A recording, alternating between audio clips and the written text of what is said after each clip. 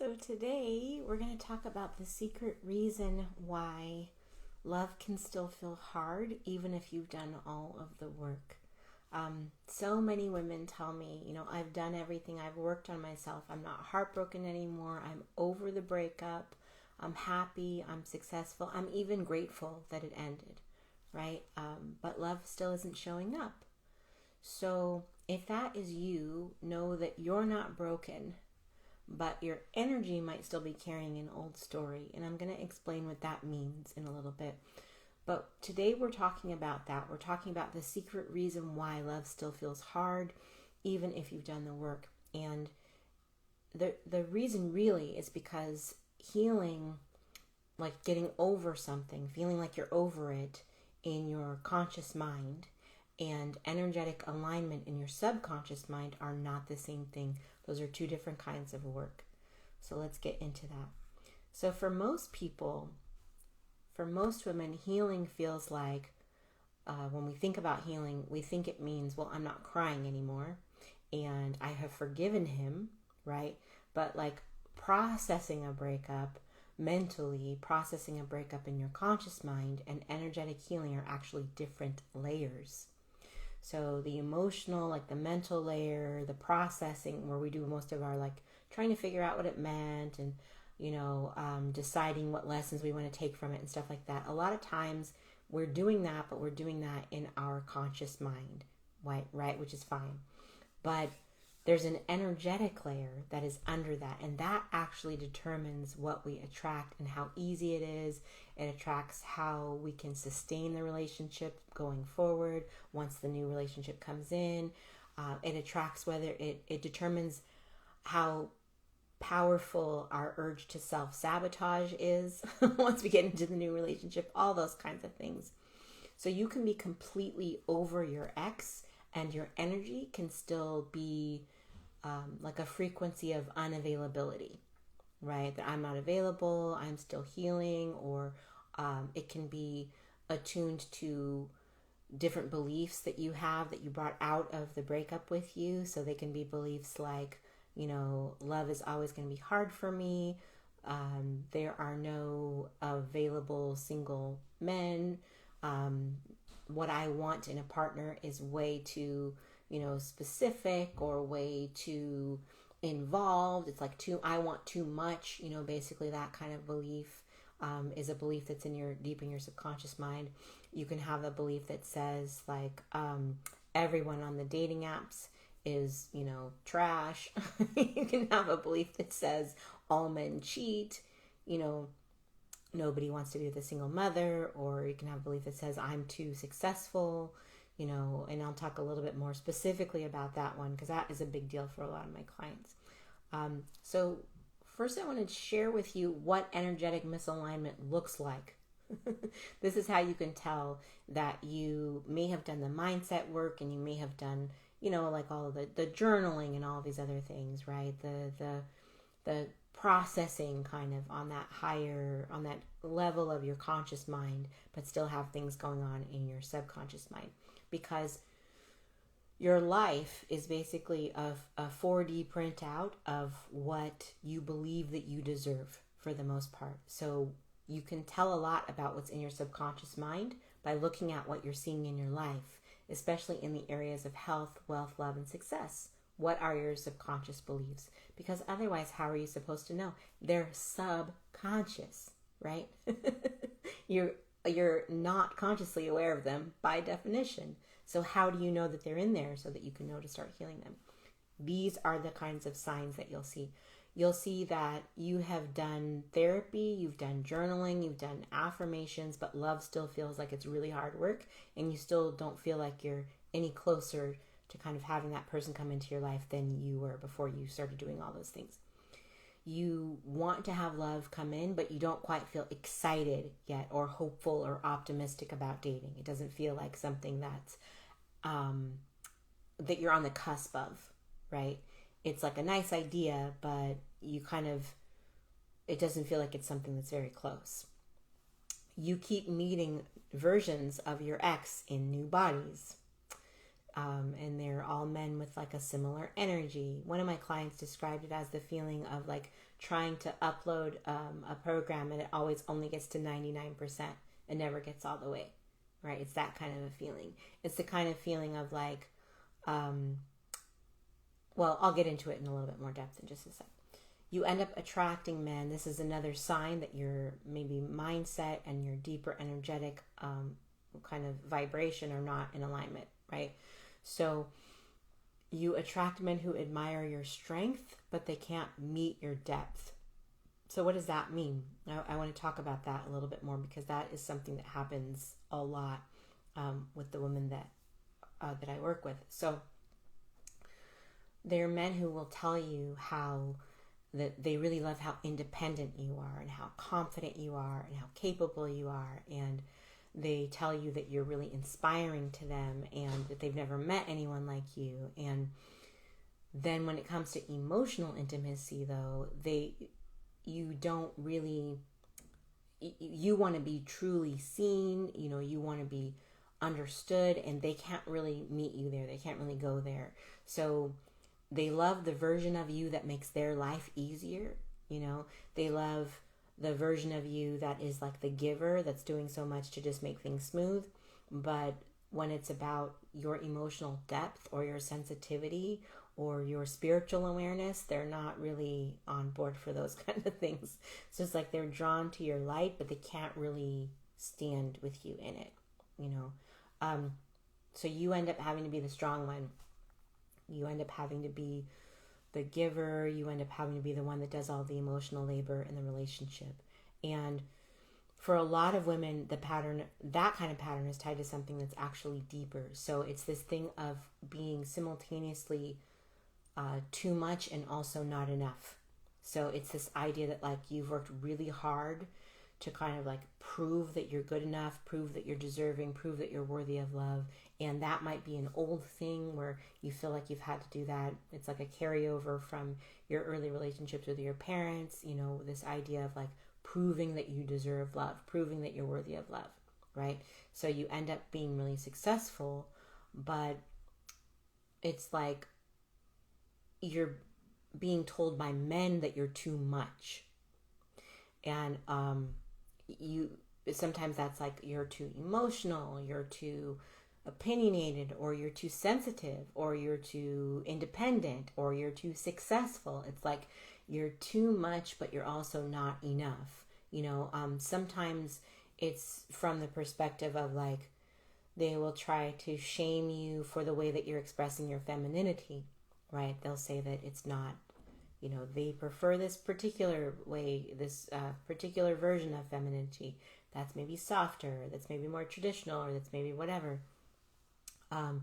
It's just like hey Ray, how you doing? So it's like a lot of times you get this message that you are too much and you're also not enough at the same time, and that's really difficult. So what happens is that you're creating this kind of energetic conflict inside of yourself, right? And we always have this part of us that wants to really be seen, right? But then if you're in this place of being too much and also being told you're too much and also feeling like you're never enough, then you start sending out these mixed messages kind of in energy. So it's like old school healers would call this praying in two ways. So it's like as you're sending out this message, this kind of request, this intention of wanting to manifest love, you're at the same time believing that you don't deserve it or believing it's impossible, right? So they would call it praying in two ways. It's like you're asking for love, but you're also sending out this energy of fear and self-protection and unworthiness and this kind of thing. And so these two signals kind of cancel each other out. Once you actually get into your energy to clear those conflicting things, then your energy and your beliefs and your desires, your intentions, all those things are all on the same team. And that is a wonderful thing because then it's super powerful. When everything is in alignment together, it's super powerful. The easier it is for you to be clear about what you want and what you don't want. And clarity is a really powerful component of manifesting love. So when you get the energetic stuff down, then it makes the other stuff a lot easier. And sometimes it's difficult, right, to understand this. I have had so many clients in the past that when when we start our coaching work together, the idea of coaching is really comfortable for them. But the idea that we're going to get into some of the deeper energetic work, once we start doing that, it can actually be difficult. It can be kind of draining. It can be kind of exhausting because you're making really deep shifts on a very deep level to things that have been there for a really long time that you might not have expected needed to be shifted, right? And then you start to see the changes. So it's really, this idea of energetic alignment is separate from coaching. Coaching deals with your conscious mind. Coaching is about mindset. Coaching is like we can process things together. We can have a strategy for dating. We can do all of those things. And coaching is part of what I do with my clients. But the deeper energetic shift, that's where we're healing the things that make us feel like love is hard. We're healing the beliefs that are 80% of what we are creating in our lives, because those things are all in our deep subconscious, and our subconscious is what is driving us, whether we're aware of it or not. So mindset work happens in the conscious mind. I want to really clearly just explain what alignment means. What do I mean when I'm talking about alignment? So I mean that there's a difference between mindset work and energy work. And mindset work is in the conscious mind. So that's the part of you that's journaling, the part of you that's talking about affirmations, the part that you use in therapy, the part where you are processing, the part where you decide to forgive, all those kinds of things, right? That's all in your conscious mind. That's mindset work. It's in your conscious mind. Energy work happens in your subconscious mind. Energy healing happens in your subconscious mind. And that's the part of you that lives below your everyday awareness, but drives 80% of your actions. So this is where all of your deeply held beliefs are about worthiness and safety and what love is supposed to be, what love is supposed to look like. Some of these are things that you might not even be aware of, but they have been given to us sometimes by our parents, by our earliest relationships, by the way people treated us, whether they treated us as people who are worthy of love or not. It even goes deeper than just like our exes and like those situations. So that's where all of our most deeply held, most powerful beliefs are. They're in our subconscious mind. And it's also where all of our energetic ties to our exes exist. They exist in the subconscious mind. And you can't think your way to a new energetic frequency. You can't just keep looking at it from a bunch of different places and then get to a new level. That's why by the time my clients come to me, they can feel really frustrated because they've done all of this other work, and they're usually very successful, very, very bright women, and very well educated, and they're used to being successful in these other areas of their life. But for some reason in love, it feels like there's some code that they're trying to crack that they can't crack. And that's because there are deeper things in energy that are not accessible to us at the conscious level, right? So we can't think our way out of an energetic wound, right? Our intellect cannot solve all of our love problems. It cannot heal us on its own. Our intellect is at the level of conscious mind. The energy issues are at the level of the subconscious mind.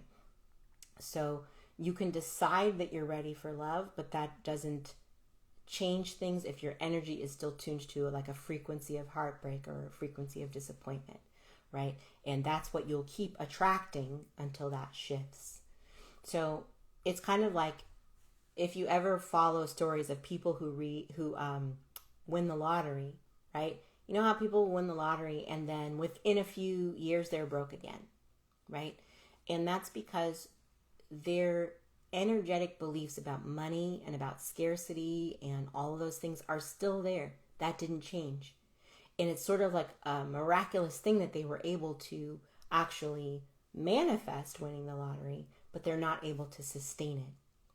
So it's really important to get to those energetic beliefs, because that's how we manifest and attract love and sustain it. It's a new thing that's come into our life, and we need to do something new to sustain it.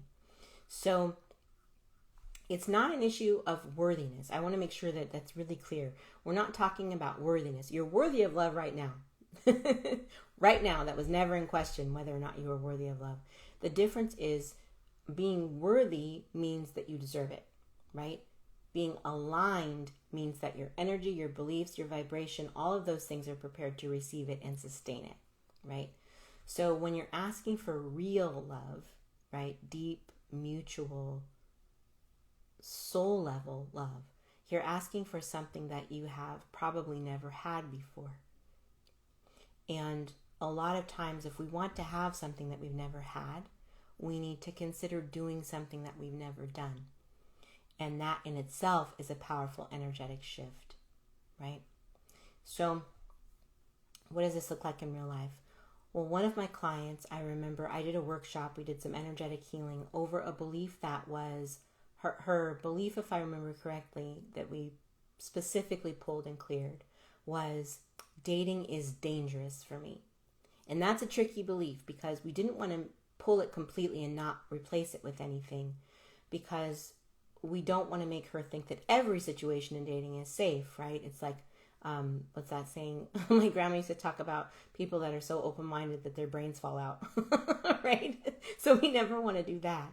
But what we needed to do was bring in the belief that she could trust in her own discernment when she was dating, that she could trust that she would date in a way that was safe for her, that she could trust her discernment about people she was choosing to say yes to on a date, things like that.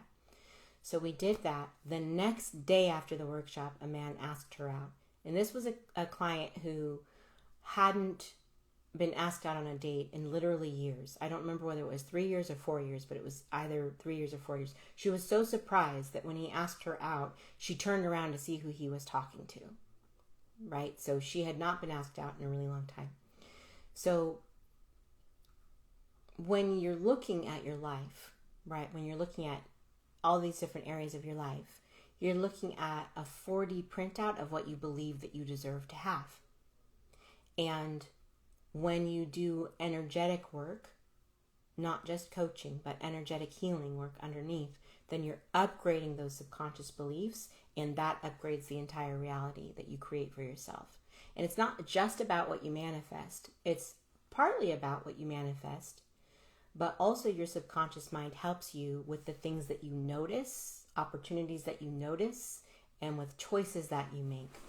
You know, there are a lot of times where we know what the right thing is that we need to do, but we just can't make the choice. We can't do it. We know we need to get up at 6 o'clock to exercise, but we just can't do it. It feels like there's so much pressure keeping us from doing it, even though our conscious mind knows that it's an important thing for us to do to reach that goal that we want to have, right? When we're doing energetic work, we're bringing our subconscious mind, which is the thing that's pushing you down and saying, don't get up at 6 a.m., stay in bed for a little bit longer. It's all the beliefs in our subconscious mind. And some of them, you know, are things like, well, what if I get in really great shape and then my friends are jealous of me and I have problems or something like that?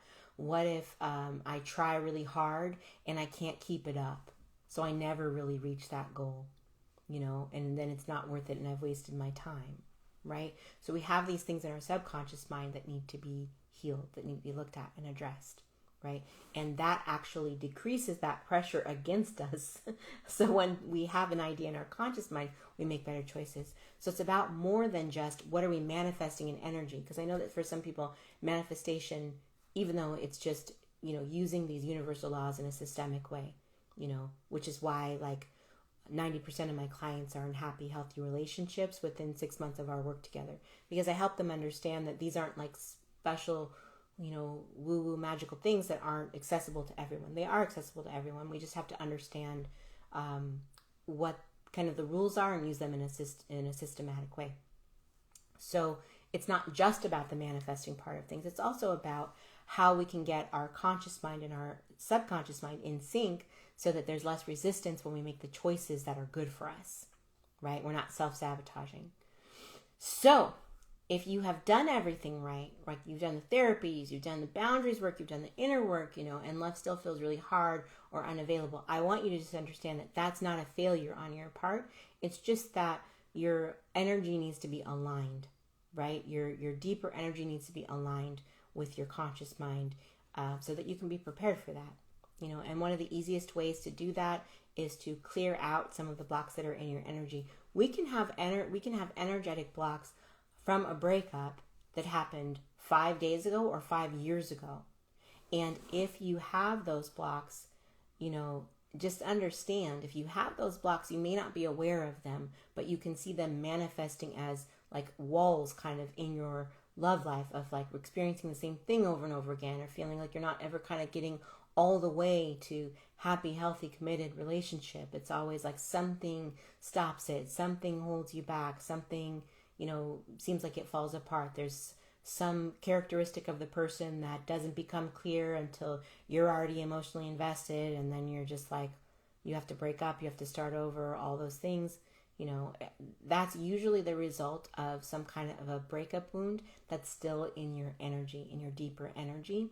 And those things can be healed, and those things can be resolved and cleared out. But if they're not, then it's kind of like your ex. Even if you've broken up and it's 5 years ago, and you feel like you're over it and you don't cry about it anymore and whatever, your ex is still influencing your love life. Your ex is still keeping you from having the love that you really want and deserve to have, if those breakup wounds are still in there. So check out my free ebook. It's called The Heartache Cure. It's free. You can just go to the link in the bio and you can download it. And it talks about those wounds and how to clear them out.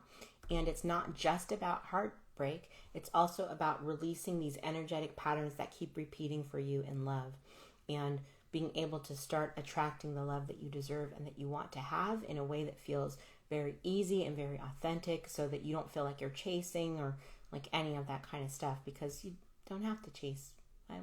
Why would you do that?